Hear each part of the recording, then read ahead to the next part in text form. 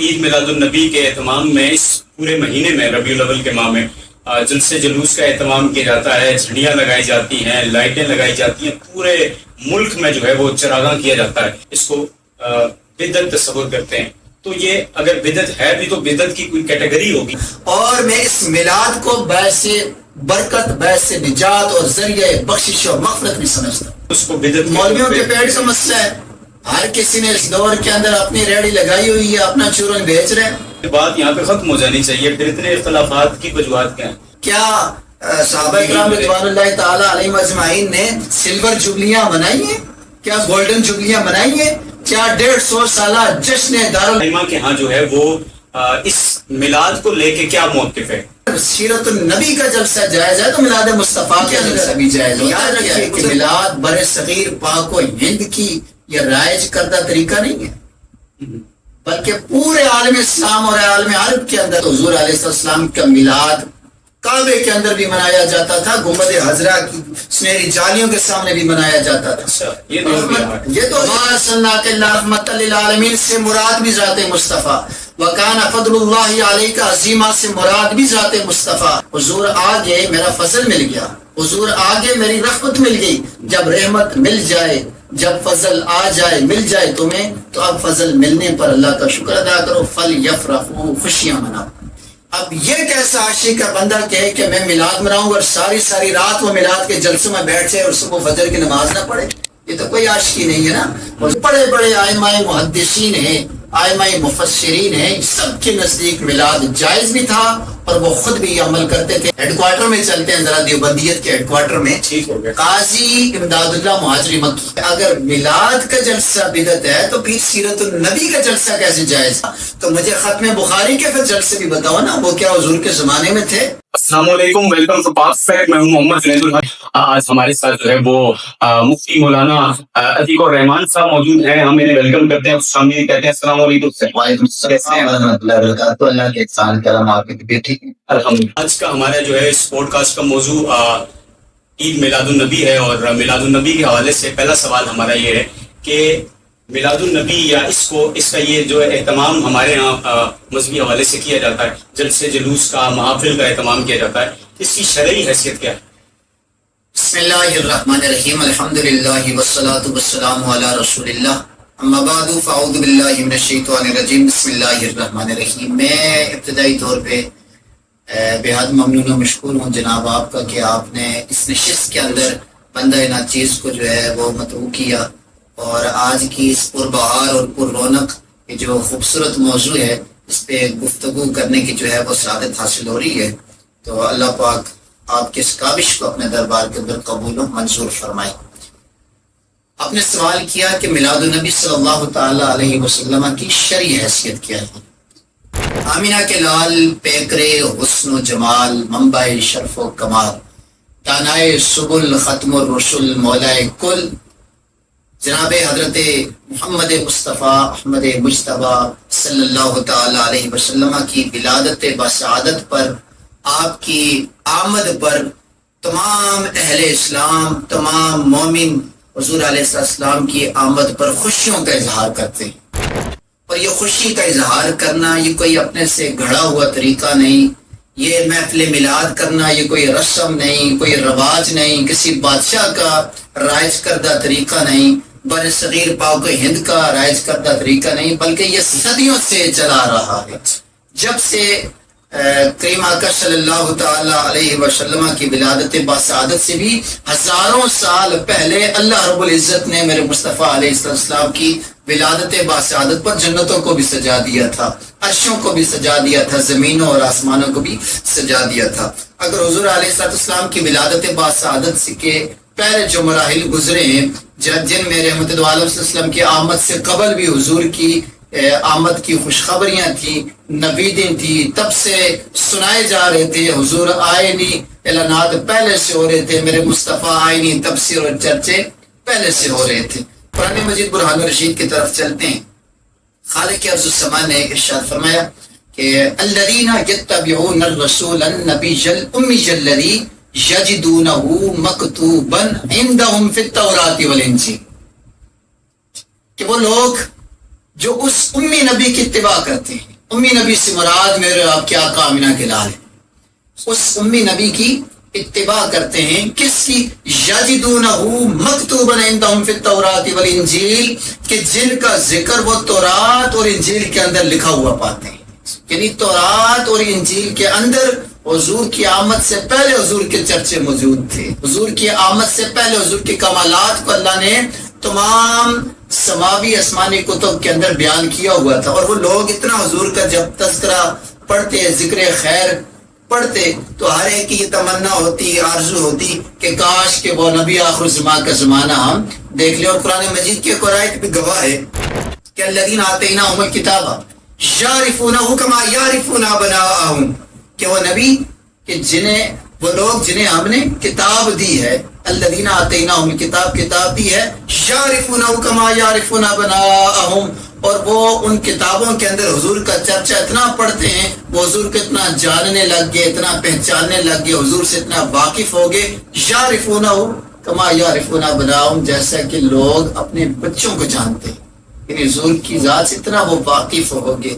تو سماوی آسمانی کتب کے اندر بھی کریم آقا صلی اللہ تعالی علیہ وسلم کے آمد کے تذکرے جو ہیں وہ موجود تھے. تو میں نے بنیادی طور پہ ایک بات عرض کی تھی کہ یہ کوئی گھڑا ہوا طریقہ نہیں، یہ کوئی کسی بادشاہ کا رائج کردہ طریقہ نہیں.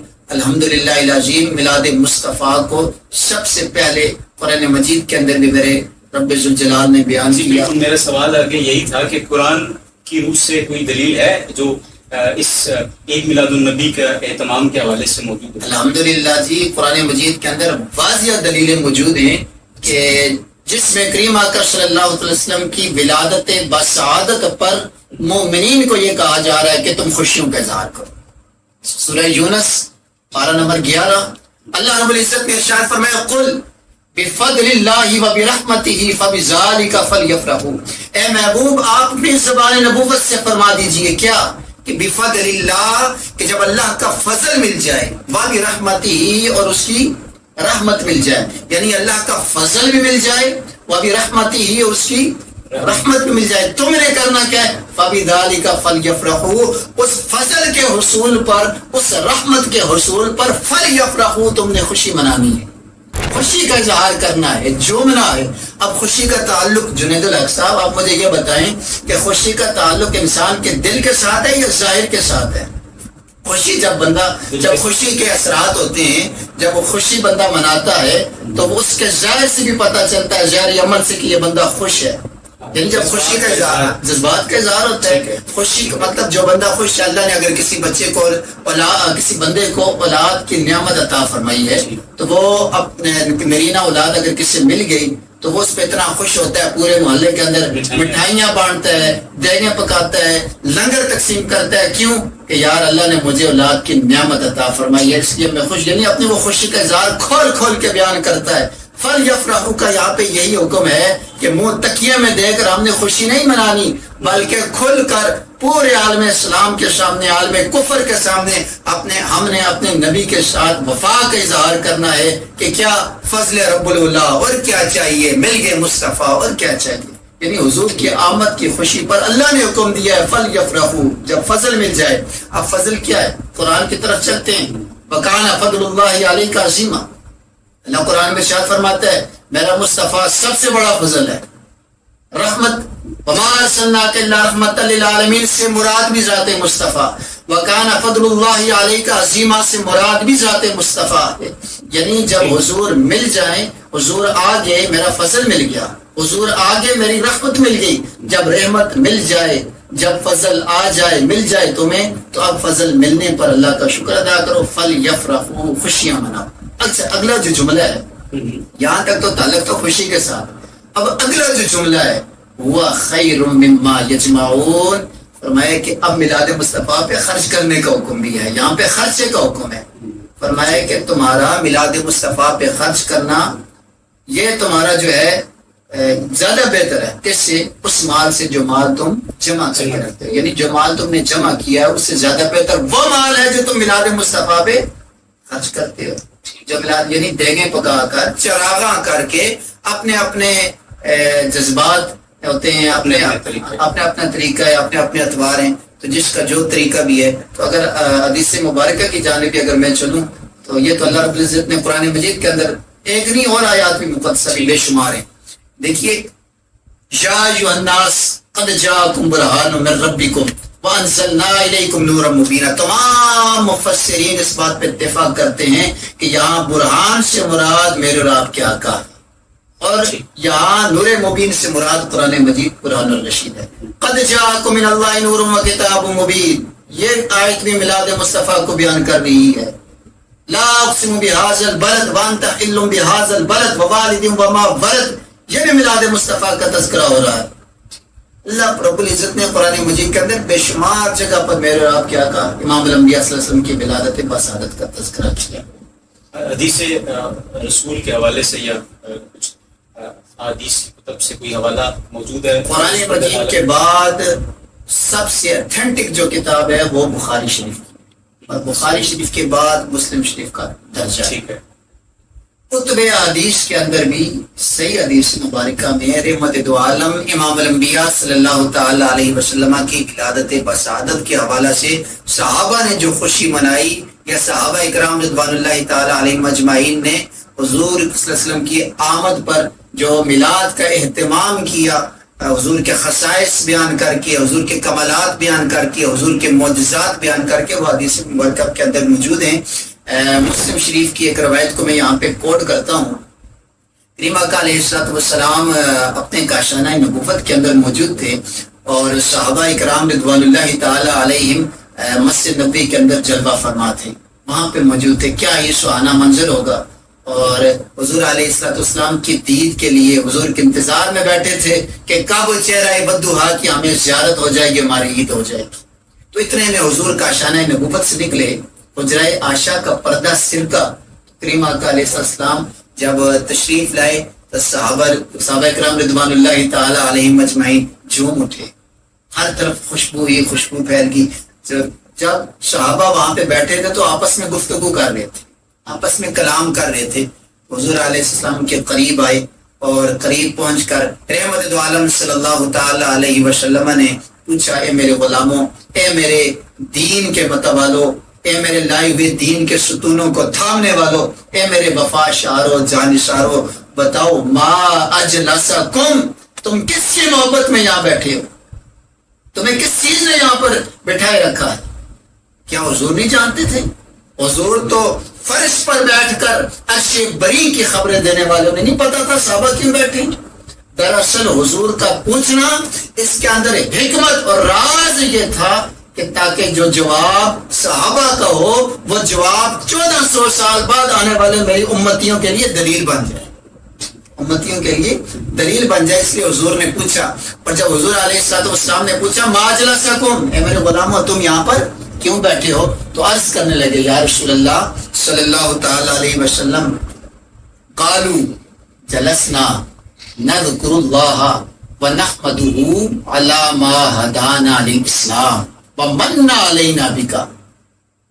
یا رسول اللہ صلی اللہ علیہ وسلم، اے مدینے کے سلطان، ہم اس لیے یہاں پر بیٹھے ہیں. دیکھیے اب وہاں پہ جو صحابہ بیٹھے تھے وہ مسائل زکوٰۃ کو نہیں بیان کر رہے تھے، وہ مسائل نماز پہ گفتگو نہیں کر رہے تھے، وہ مسائل صدقات اور خیرات یا جہاد کی کسی عنوان پہ گفتگو نہیں کر رہے تھے. اب صحابہ جواب کیا دیتے ہیں؟ قالوا جلسنا نذکر اللہ ونحمدہ علی ما ہدانا للاسلام ومن علینا بکا.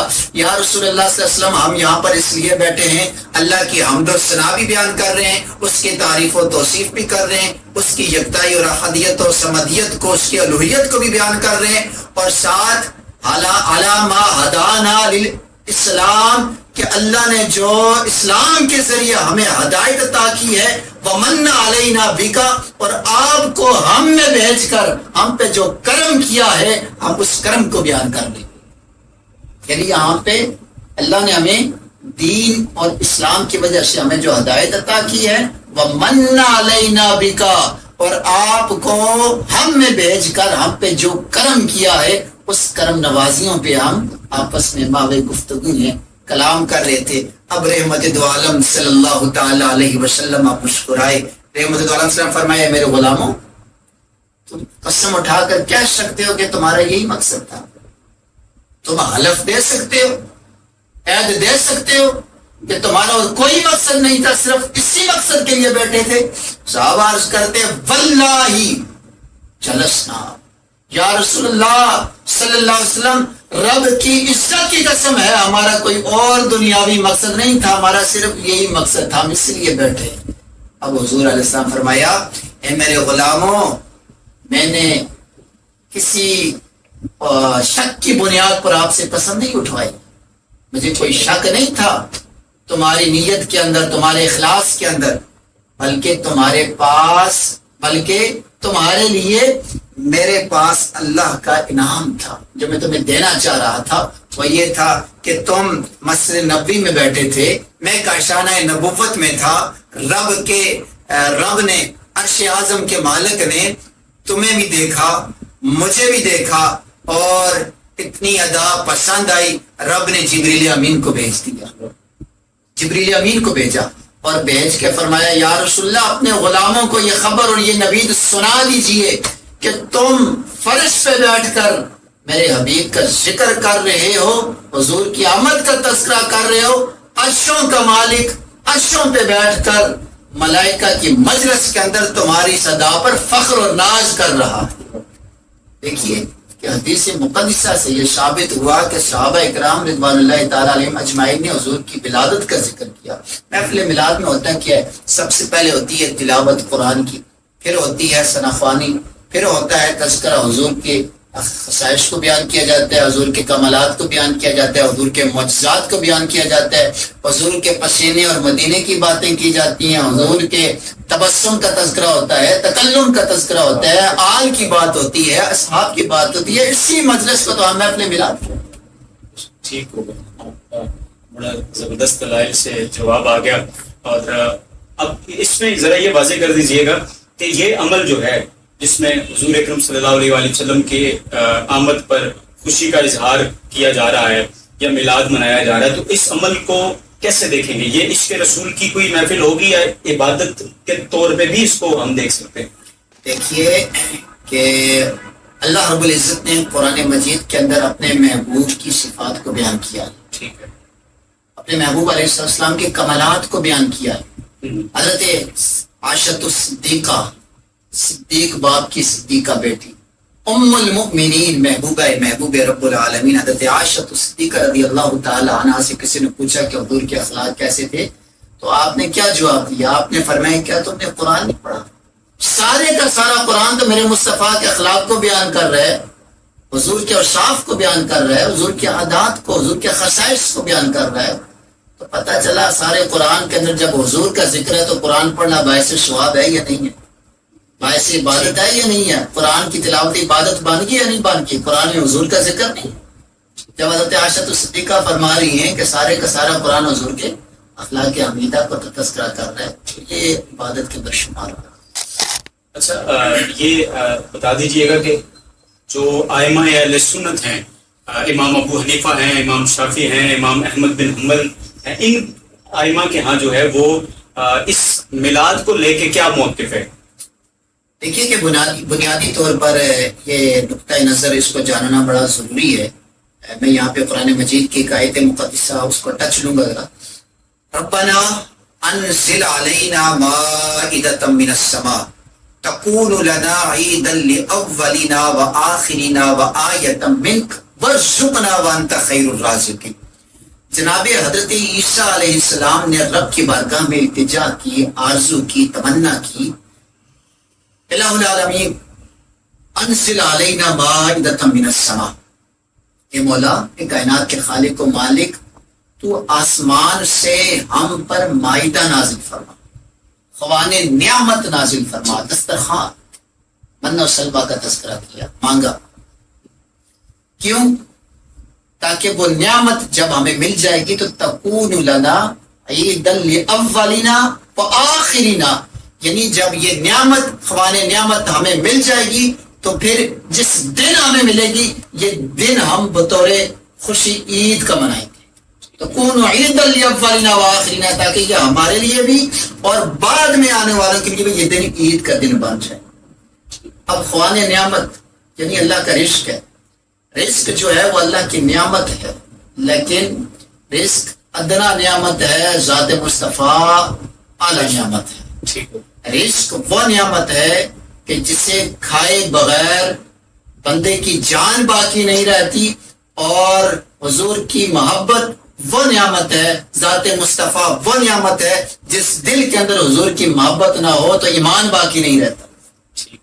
اگر رزق بندے کو مل جائے تو اسلوب یہ ہے، نبی علیہ السلام کا فرمان یہ ہے کہ جب اللہ کا رزق کھاؤ تو اس کے بعد الحمدللہ. پانی اللہ کا رزق ہے، پیو تو آخر میں پڑھو الحمدللہ، یعنی اللہ کا شکر ادا کرو کہ مولا تو نے مجھے اپنی نعمت عطا فرمائی ہے. یعنی ادنا نعمت پر اللہ کا شکر اگر بجا لانا یہ ضروری ہے تو حضور تو اعلیٰ نعمت ہیں. پھر اعلیٰ نعمت پر ہم شکریہ کے طور پر، یہی تو ہم کہتے ہیں میلاد کا بنیادی مقصد ہی یہی ہے کہ اللہ تعالیٰ کے حضور ہم سجدہ شکر بجا لائیں، اللہ تعالیٰ کے حضور ہم اس نعمت کبریٰ پر، اس فضل عظیم پر، اس رحمت پر شکر بجا لائیں.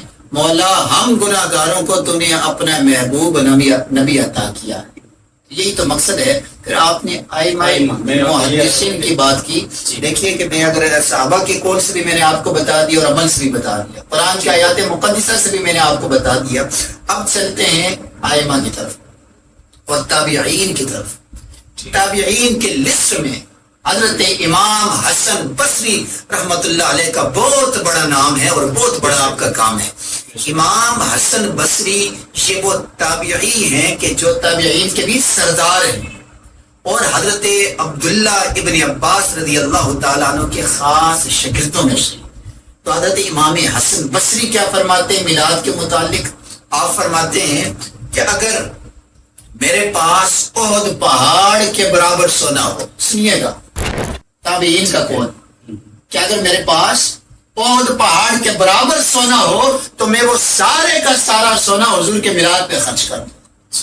یہ تو تابعین کا قول ہے، تابعین کا عمل ہے. وہ یہ تمنا اور آرزو ظاہر کر رہے ہیں کہ ہمارے پاس جو بھی ہو کل کائنات ہو ہم حضور کے نام پہ تقسیم کرتے ہیں، حضور کے نام پہ ہم اسے خرچ کر دیں. اور آگے چلیں حضرت معروف کرخی رحمت اللہ علیہ، یہ اولین کی صف میں شمار ہوتے ہیں. حضرت معروف کرخی رحمت اللہ علیہ، ان کا بھی ایک اظہار محبت تھا. وہ اپنی محبت کا اظہار اس انداز سے کرتے ہیں. وہ اپنی کتاب کے اندر لکھتے ہیں کہ اگر کوئی شخص حضور علیہ الصلوۃ والسلام کی میلاد پر طعام پکاتا ہے، یعنی لنگر پکاتا ہے، اور لنگر پکا کر وہ لوگوں کو دعوت دیتا ہے، اور دعوت دے کر حضور کا میلاد نامہ پڑھتا ہے، چراغاں کرتا ہے، یہ روشنی، یہ لائٹنگ، یعنی اس کا اہتمام کرتا ہے، تو حضرت معروف کرخی کہتے ہیں کہ مجھے یہ پوری امید ہے، میں اس پوری امید پر اللہ کے کرم پر بھروسہ کر کے کہتا ہوں کہ اللہ تعالیٰ اسے قیامت کے روز نبیین کا قرب اور معیت نصیب فرمائے گا. یعنی جو حضور کے میلاد مناتا ہے، لوگوں کو بلاتا ہے، چراغاں کرتا ہے، میلاد نامہ پڑھتا ہے، معروف کرخی کہتے ہیں میں اللہ کے کرم پر بھروسہ کر کے یہ کہتا ہوں اللہ انہیں نبیین کے ساتھ اٹھائے گا. ائمہ محدثین کے اندر حجت المحدثین امام عسقلانی رحمت اللہ علیہ کا بہت بڑا نام ہے. آپ کے دور کے اندر، زمانے کے اندر کسی نے سوال کیا کہ حضور آپ بتائیں کہ یہ میلاد مصطفیٰ منانا یا میلاد مصطفیٰ کا اہتمام کرنا یہ جائز ہے یا ناجائز ہے؟ تو وقت کا بہت بڑا امام حجت المحدثین امام عسقلانی رحمت اللہ علیہ فرماتے ہیں، ان سے فتویٰ پوچھا گیا تو آپ نے جواب دیا کہ کتب حدیث کے اندر جب میلاد ثابت ہو گیا تو پھر اس کے منانے میں کیا حرج ہے، وہ کیسے ناجائز ہو سکتا ہے، یہ تو جائز عمل ہے. اس کے بعد آپ چلیے امام قسطلانی رحمت اللہ علیہ، امام فخر الدین رازی، امام زرقانی، امام بدر الدین عینی، یہ بڑے بڑے ائمہ محدثین ہیں، ائمہ مفسرین ہیں. سب کے نزدیک میلاد جائز بھی تھا اور وہ خود بھی یہ عمل کرتے تھے. اگر میں تھوڑا سا اور اوپر جاؤں نا، حضرت قاضی امداد اللہ مہاجر مکی رحمت اللہ علیہ، یہ دیوبندیوں کا ہیڈ کوارٹر ہے، آپ یہ سمجھ لیجئے. میں اسی طرف آ رہا تھا کہ کیا یہ ائمہ جن کے آپ نے نام لیے یہ دوسرے مسالک کے یہ سارے مسالک والے، چاہے وہ اہل حدیث مکتبہ فکر ہو یا دیوبندی مکتبہ فکر ہو یا بریلوی مکتبہ فکر ہو، ان سارے ائمہ کو اپنا پیر مانتے ہیں، اپنا امام مانتے ہیں، سب ان کے پیچھے چلتے ہیں، سب ان کے پیچھے چلتے ہیں. اور یہاں پہ بالخصوص میں ذکر کر رہا ہوں، ہیڈ کوارٹر میں چلتے ہیں ذرا، دیوبندیت کے ہیڈ کوارٹر میں. ٹھیک ہو گیا. قاضی امداد اللہ مہاجری مکی، بہت بڑا نام ہے. اور یہ مولانا قاسم نانوتوی، میں بڑے ادب سے نام لے رہا ہوں، دیکھیے پھر بھی لوگ ہم پہ اعتراض کرتے ہیں. نہیں ظاہر ہے مذہبی بڑے ادب شخصیات سے تو ہیں، ہمارے ادب و لیکن احترام کا سلسلہ تو باہر رہنا چاہیے. بالکل ایسے ہی ہے. ادب و احترام کو ملوز خاطر رکھتے ہوئے ادب کے دائرے میں رہ کر اگر بندہ جلیل سے بات کرے تو میرا خیال ہے اس میں کوئی حرج نہیں ہے، نہ یہ بات کسی کو میرا خیال ہے چبھنی چاہیے. قاضی امداد اللہ مہاجری مکی رحمۃ اللہ علیہ دیوبندی مکتب فکر بھی نہیں مانتے، اہل حدیث بھی انہیں اپنا پیر و مرشد مانتے ہیں. کیوں؟ اور بریلوی بھی الحمدللہ. کیوں بریلوی انہیں اللہ کا ولی بھی مانتے؟ اس لیے کہ ان کے والد نے اپنے گھر کے اندر میرے مصطفیٰ کے میلاد کے جلسے سجائے تھے. اچھا. اس لیے تو قاضی امداد اللہ مہاجر مکی رحمۃ اللہ علیہ آپ کے دور کے اندر، زمانے کے اندر دو گروپوں میں آپس میں لڑائی ہوگی، جھگڑا ہو گیا. ایک نے کہا کہ ہم میلاد کو جائز مانتے ہیں، ایک نے کہا کہ میلاد کفر ہے، شرک ہے، بدعت ہے. وہ جس طریقے سے وہ جو انداز ہوتا ہے آج کل بھی چل رہا ہے، ابھی بھی وہ ہوا چلتی ہے. تو شرک و بدعت کی جو عموماً فیکٹریاں اس خاص کر کے یہ جو وقت ہوتا ہے یہ بڑا نازک وقت ہے. وہ آگے سوالات کچھ اس طرح کے تھے بیچ میں بدعت کے حوالے سے. تو میں یہ عرض کر رہا ہوں کہ قاضی امداد اللہ مہاجری مکی رحمۃ اللہ علیہ آپ کے دور کے اندر جب دو گروپوں کا آپس میں جھگڑا ہوا اور میلاد پر ہوا، موضوع میلاد تھا، عنوان میلاد تھا، ٹاپک میلاد تھا. ایک نے کہا کہ ہم میلاد کو جائز سمجھتے ہیں اور دوسروں نے کہا کہ میلاد جائز نہیں ہے، بدعت ہے، شرک ہے، حضور کے زمانے میں نہیں تھا. آپ کے پاس سوال آیا، حضور آپ بتائیں کہ جائز ہے یا ناجائز ہے؟ تو قاضی امداد اللہ مہاجری مکی مولانا اشرف علی تھانوی صاحب کے پیر و مرشد، مولانا اشرف علی تھانوی صاحب قاضی صاحب کے خلفاء میں سے ہیں. اچھا. قاسم نانوتوی صاحب قاضی صاحب کے خلفاء کے اندر شمار ہوتے ہیں. تو آپ نے فرمایا کہ مجھے سمجھ نہیں آتی لوگ میلاد کے حوالے سے اتنے پرتشدد کیوں ہو جاتے ہیں، اتنی وہ شدت کا اہتمام کیوں کرتے ہیں میلاد کے حوالے سے. اپنا لکھا کہ میں ہر سال میلاد مناتا بھی ہوں اور میلاد کے موقع پر میں حضور کا ذکر خیر کر کے لطف اندوز بھی ہوتا ہوں، اور میں اس میلاد کو باعث برکت، باعث نجات اور ذریعہ بخشش و مغفرت بھی سمجھتا ہوں. تو یہ پھر بات یہاں پہ ختم ہو جانی چاہیے. پھر اتنے اختلافات کی وجوہات کیا ہیں اس موضوع کو لے کے کہ عید میلاد النبی جو ہے وہ اب تک اس کو بدعت مولویوں کے پیٹ کا مسئلہ ہے. ہر کسی نے اس دور کے اندر اپنی ریڑھی لگائی ہوئی ہے، اپنا چورن بیچ رہے، یہ پیٹ کا مسئلہ ہے. اچھا. دیکھیے کہ میلاد پورے عالم اسلام کے اندر، پورے اہل عالم کے اندر، یاد رکھیے کہ میلاد بر صغیر پاک و ہند کی یہ رائج کردہ طریقہ نہیں ہے، بلکہ پورے عالم اسلام اور عالم عرب کے اندر آپ آج سے 40 سال یا 50 سال پیچھے چلے جائیں کہ جب عرب کے اندر سلطنت عثمانیہ تھی تو اس وقت حضور علیہ السلام کا میلاد کعبے کے اندر بھی منایا جاتا تھا، گنبد خضرا کی سنہری جالیوں کے سامنے بھی منایا جاتا تھا. اچھا. یہ دور بھی رہا ہے.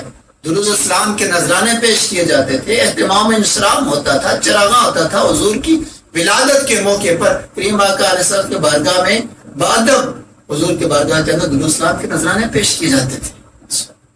اور اس وقت جو پورے عالم اسلام کی بات کر رہا ہوں، پورے عالم اسلام کے اندر اس وقت جو میلاد کے حوالے سے جو اختلافات رکھتے ہیں تو ان کی حیثیت کیا ہے؟ ان کی حیثیت اس وقت پورے عالم اسلام کے آگے وہ ہے کہ جو آٹے میں نمک کے برابر ان کی حیثیت ہے. سمندر کے سامنے جو حیثیت ایک تالاب کی ہوتی ہے وہ حیثیت ان کی بالکل ایک محدود سی، جس کو آپ کہہ لیجیے طبقہ ہے، خاص طبقہ ہے، محدود سے ہے. اور الحمدللہ محبت اہل عشق صدیوں سے ہمارا یہ طریقہ رہا، اسلاف کا بھی، تابعین کا بھی، ائمہ مجتہدین کا بھی، محدثین و مفسرین کا بھی، صحابہ کا بھی، اور اللہ کے نبی نے خود بھی اپنے کو دیکھیے نا. حضرت قتادہ رضی اللہ تعالیٰ عنہ حدیث سے مبارکہ ہے، آپ فرماتے ہیں کہ رسول اکرم صلی اللہ علیہ وسلم سے سوال کیا گیا اس لیے کہ حضور اکثر پیر کے دن کا روزہ رکھا کرتے تھے. پیر کے دن حضور علیہ السلام روزہ رکھا کرتے تھے. تو حضرت قتادہ رضی اللہ تعالی عنہ فرماتے ہیں کہ لوگوں نے سوال کیا، صحابہ میں سے کسی نے پوچھ لیا یا رسول اللہ کیا وجہ ہے، کیا ریزن ہے، کیا سبب ہے؟ تو رحمت دو عالم صلی اللہ علیہ وسلم نے فرمایا یوم فیہ ولدت، فرمایا کہ اس دن میں پیدا ہوا ہوں اور یہی وہ دن ہے کہ جس دن مجھ پر وحی کا آغاز ہوا ہے، میں اس شکرانے کے طور پر، اپنی ولادت کے شکرانے کے طور پر رب کے حضور روزے میں رہتا ہوں۔ یعنی سب سے پہلے تو حضور نے میلاد خود منایا اپنے قول سے، اپنے عمل سے۔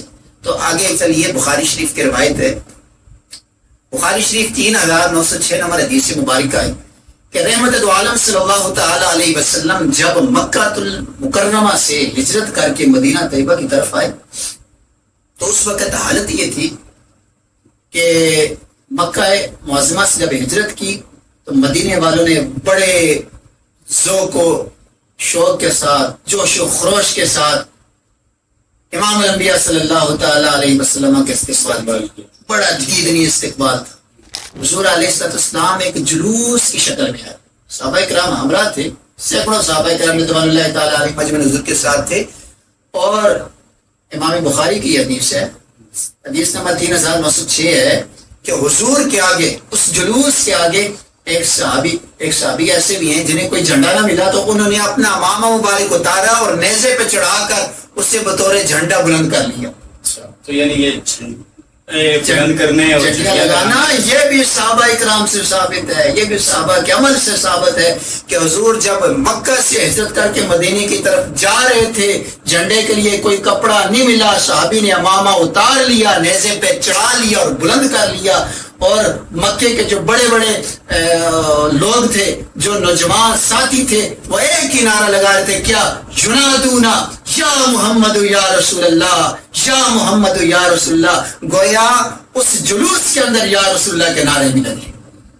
اور جو چھوٹی چھوٹی بچیاں تھیں، جو چھوٹی چھوٹی بچیاں، آپ نے 12 حدیث مبارکہ میں یہ سنا بھی ہوگا، پڑھا ہی ہوگا، صاحب علم و معرفت ہیں آپ بھی، میں عوام الناس کے لیے بات میں رکھتا ہوں کہ مدینہ طیبہ کی چھوٹی چھوٹی بچیاں، ان کی محبت کا اظہار کیا تھا کہ وہ اپنے مکانوں کی چھتوں پر کھڑی ہو گئی، کریں انکار اس کا، مکانوں کی چھتوں پر کھڑی ہو گئی۔ یہاں پہ میں آپ کو مزے کی بات بتاتا ہوں، امام بخاری نے اس حدیث کو جو بیان کیا ہے تو اس میں یہ بھی لکھا ہے کہ جب حضور مکے سے ہجرت کر کے مدینے کی طرف آ رہے تھے تو مہینہ کون سا تھا؟ وہ بھی ربیع الاول کا مہینہ ہے۔ مہینہ کون سا تھا اور دن کون سا تھا؟ بخاری نے لکھا ہے، بخاری نے کوٹ کیا ہے۔ یہ وہ بخاری جسے پڑھ کے بخار آ جاتا ہے، اترتا بھی نہیں ہے۔ امام بخاری نے لکھا ہے کہ مہینہ ربیع الاول کا تھا، دن پیر کا تھا، پیر کا دن تھا۔ اور اس بات میں کسی کو کوئی اختلاف نہیں، چاہے کوئی دیوبندی ہے، چاہے کوئی اہل حدیث ہے، کوئی سنی ہے، کہ حضور کی ولادت کا جو دن ہے وہ پیر ہی کا دن ہے۔ تاریخ کے اندر اختلافات لازماً موجود ہیں، لیکن وہ بھی میں آپ کو بتاتا چلوں کہ یہاں پہ پوری امت کے اجماع ہے، ٹھیک ہے، اجماعی عقیدہ یہ ہے کہ حضور کی ولادت 12 ربیع الاول کو ہوئی۔ خود دیوبندیوں کے پیر و مرشد مولانا اشرف علی تھانوی صاحب یہ لکھتے ہیں اپنی کتاب کے اندر کہ حضور کی ولادت 12 ربیع الاول ہے اور حضور کی وفات 9 ربیع الاول ہے۔ وفات 9 ربیع الاول ہے اور ولادت 12 ربیع الاول شریف ہے۔ تو میں وہ عرض کر رہا تھا، وہ چھوٹی چھوٹی بچیاں جب وہ مکانوں کی چھتوں پر کھڑی ہو گئی اور کھڑی ہو کر انہیں اپنے ہاتھوں میں دف لے لیے، دف بجا بجا کر وہ کہہ رہی تھی، جب حضور کا چہرہ انور دیکھا نا انہوں نے تو حضور کے چہرے کی زیارت جب کی، چہرہ بدوہا پہ نظر گئی تو وہ چھوٹی چھوٹی بچیاں مکانوں کی چھتوں پر کھڑے ہو کر انہوں نے پڑھا طلع البدر علینا من ثنیۃ الوداع وجب شکر علینا ما دعا للہ داعی۔ انہوں نے پہلی مرتبہ حضور کا چہرہ دیکھا تھا، طلع البدر علینا، گویا وہ یہ کہہ رہی تھی کہ مدینہ شریف کے اندر لگ اس طرح رہا ہے کہ گویا 14ویں کا چاند آ گیا، فضل رب العلا، اور کیا چاہیے، مل گئے مصطفیٰ، اور کیا چاہیے۔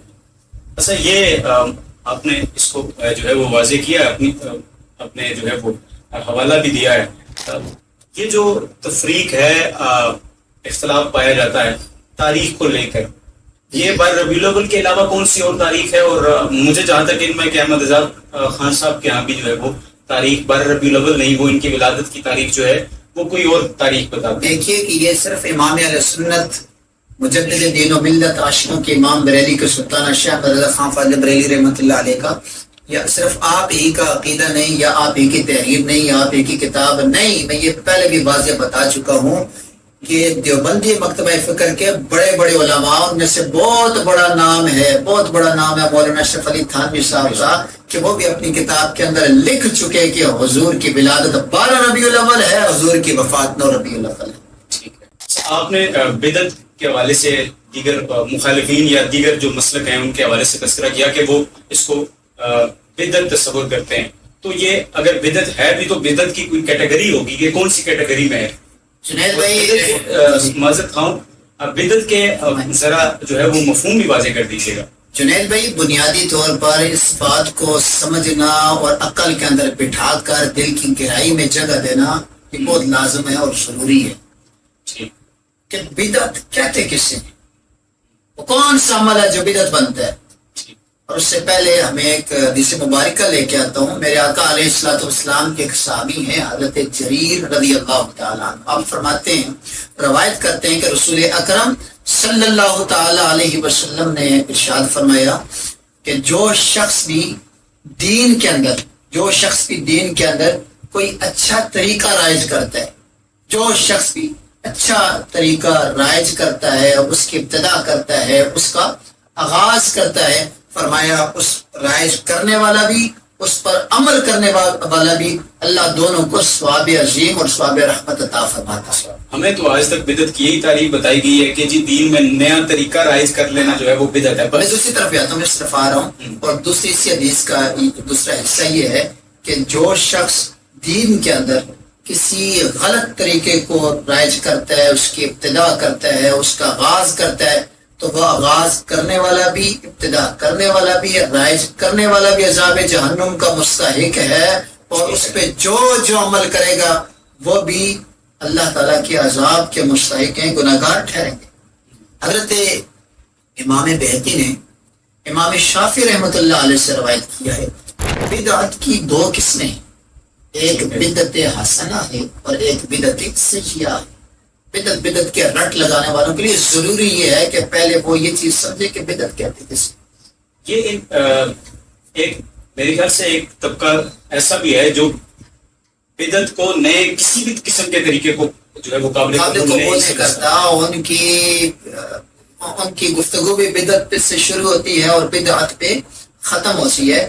اگر ایسی بات کریں گے تو پھر میں یہ کہنے میں بالکل حق بجانب ہوں کہ اگر میلاد کا جلسہ بدعت ہے تو پھر سیرت النبی کا جلسہ کیسے جائز ہے؟ اگر میلاد مصطفیٰ کا جلسہ بدعت ہے، حضور کے زمانے میں نہیں تھا، بقول ان کے صحابہ کے زمانے میں نہیں تھا، تابعین کے زمانے میں نہیں تھا، تو مجھے ختم بخاری کے پھر جلسے بھی بتاؤ نا، وہ کیا حضور کے زمانے میں تھے؟ کیا افتتاح اسباق حضور صاحب کے زمانے میں تھے؟ کیا افتتاح بخاری حضور کے زمانے میں تھی؟ کیا صحابہ کرام رضوان اللہ تعالی علیہم اجمعین نے سلور جبلیاں منائی ہیں؟ کیا گولڈن جبلیاں منائی ہیں؟ کیا 150 سالہ جشن دارالعلوم دیوبند کیا ہے؟ وہاں پہ تمہارے کروڑوں اور اربوں روپے جو لگتے ہیں، کیا وہ ریاکاری نہیں ہے؟ کیا وہ دکھلاوا نہیں ہے؟ کیا وہ جائز ہے؟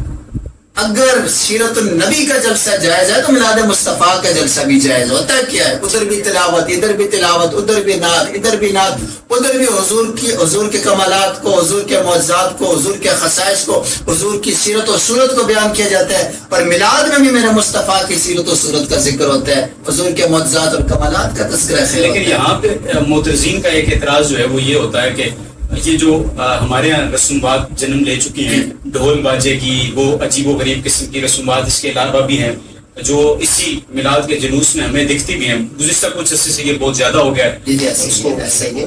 ان پر کیا آپ کو؟ دیکھیں، میں یہاں پر کسی کو ڈیفینڈ نہیں کر رہا، میں بالکل ببانگ دول الحمدللہ میں اپنا مسلک کھل کے بیان کروں گا، اور جو خرافات مسلک اہل سنت بریلوی مکتبہ فکر کے اندر پائی جا رہی ہیں، میں ان سے لا تعلقی کا اظہار کرتا ہوں. میں یہاں پہ نمائندہ بن کے بیٹھا ہوں. ٹھیک ہے. میلاد کے جلوس کے اندر عورتوں کا اختلاط ناجائز اور حرام. میلاد کے جلوس کے اندر پٹاخے حرام ناجائز. میلاد کے جلوس کے اندر سرسریاں ناجائز ہیں، حرام ہیں. اذان ہو رہی ہے، تم نعرے بازی کر رہے ہو، بالکل ناجائز ہے. بالکل اذان کا احترام ضروری ہے. دیکھیے کہ میلاد مصطفیٰ منانا مستحب عمل ہے، مستحسن عمل ہے، اچھا عمل ہے، لیکن نماز تو فرض ہے نا بابا. جی بالکل نماز فرض ہے، اذان سننا واجب ہے، ضروری ہے ہر مسلمان کے لیے. اب یہ کیسا عاشق کا بندہ کہے کہ میں میلاد مناؤں اور ساری رات وہ میلاد کے جلسوں میں بیٹھ جائے اور صبح فجر کی نماز نہ پڑھے؟ یہ تو کوئی عاشقی نہیں ہے نا. حضور کا مقصد آنے کا کیا تھا؟ حضور نے جو دعوت تبلیغ ارشاد فرمائی، جو امت کو ہدایت دی، دراصل وجہ خدا سے ملانا تھا. اور خدا اور مخلوق کے درمیان جو ملنے اور ملانے کا وسیلہ بنے وہ ذات مصطفیٰ. ایسا میں عرض کر رہا تھا کہ بدعت حسنہ اور بدعت سیئہ، امام بہقی نے امام شافعی رحمۃ اللہ علیہ سے روایت کیا ہے. امام شافعی فرماتے ہیں کہ بدعت دو قسم کی ہے، ایک بدعت حسنہ ہوگی، ایک بدعت سیئہ ہوگی. بدعت سیئہ وہ ہے، وہ گمراہ کن بدعت ہے کہ جو قرآن و حدیث کے تضاد میں ہو، جو قرآن و حدیث کے برعکس ہو، جو اجماع امت کے برعکس ہو، وہ بدعت سیئہ ہے، وہ بدعت گمراہی ہے. جو قرآن و حدیث کے تضاد میں نہ ہو، اچھا عمل ہو، لوگ اس کی وجہ سے خدا کی طرف یا رسول اللہ صلی اللہ علیہ وسلم کی محبت دل میں پیدا ہوتی ہو، تو پھر وہ ناجائز نہیں ہے بلکہ وہ مستحسن عمل ہے.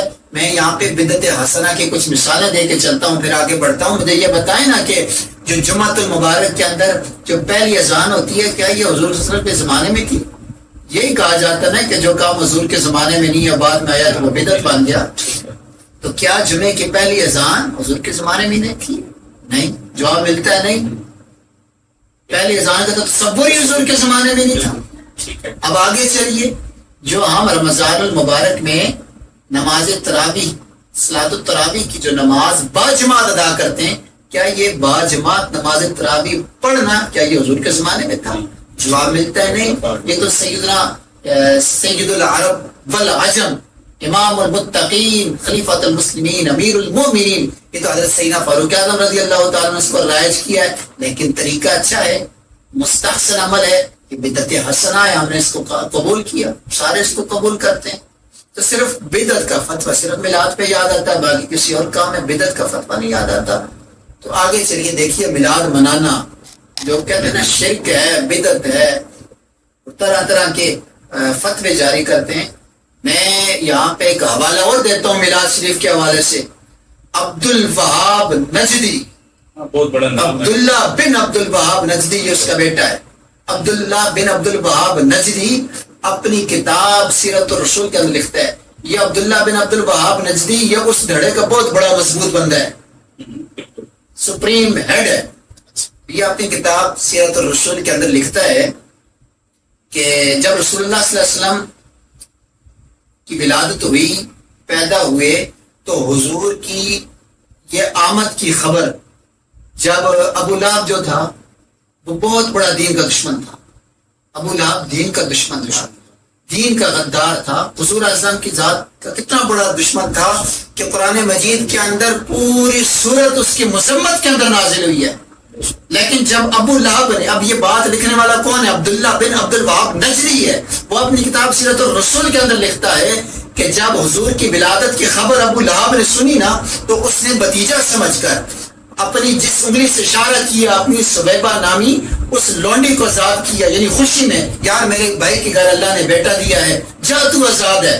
تو ابو لہب جب مر گیا تو کسی نے خواب کے اندر دیکھا، بلکہ حضرت عباس رضی اللہ تعالیٰ عنہ نے خواب کے اندر دیکھا اور پوچھا بتا تیرے پہ کیا بیت رہی ہے؟ تو ابو لہب کہنے لگا میں بڑے شدید عذاب کے اندر ہوں، بہت تکلیف میں ہوں، دائیں بھی عذاب ہے، بائیں بھی عذاب ہے، آگے بھی عذاب ہے، پیچھے بھی عذاب ہے. لیکن جب پیر کا دن آتا ہے، سوموار کا دن آتا ہے، تو میں وہ اپنی شہادت والی انگلی جس سے میں نے اپنی لونڈیا کو آزاد کیا تھا، سویبہ کو، جا تو آزاد ہے، اس جب انگلی کو میں اپنے منہ کے اندر ڈالتا ہوں تو مجھے سکون ملتا ہے، مجھے راحت ملتی ہے، مجھے سرور ملتا ہے. یہاں پہ ابن جوزی لکھتے ہیں کہ اگر تین کتنے بڑے دشمن کو فقط بتیجے کی خوشی میں اس نے اگر اپنی لونڈیا کو آزاد کر دیا، اگر اللہ اس کو اتنا اجر عطا فرما رہا ہے تو جو حضور کا غلام حضور کا امتی نبی سمجھ کر حضور کی ولادت کی خوشی مناتا ہوگا، اللہ اسے کتنا بڑا اجر و ثواب عطا فرماتا ہوگا۔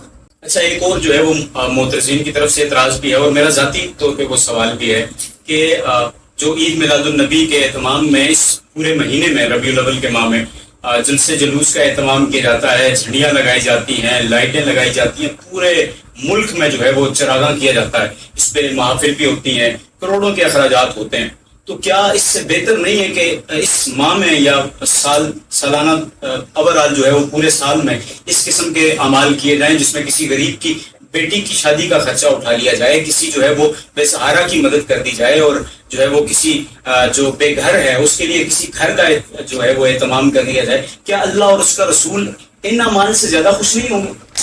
بالکل جنید بھائی، آپ کا سوال ماشاءاللہ بہت اچھا سوال ہے، آپ نے میری دل کی بات کو زبان پہ لے آئے۔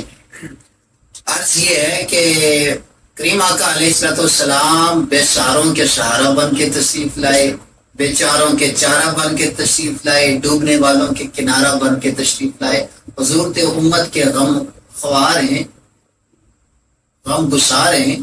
تو رحمت دو عالم صلی اللہ علیہ وسلم کی تعلیمات بھی یہی تھی۔